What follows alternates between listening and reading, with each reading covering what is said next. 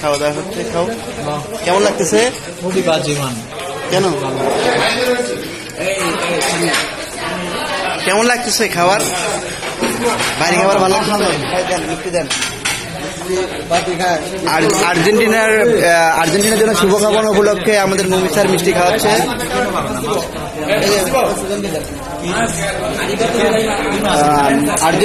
আর্জেন্টিনার জন্য আসলে শুভকামনার জন্য মমি স্যারের পক্ষ থেকে মিষ্টি বিতরণ করা হচ্ছে।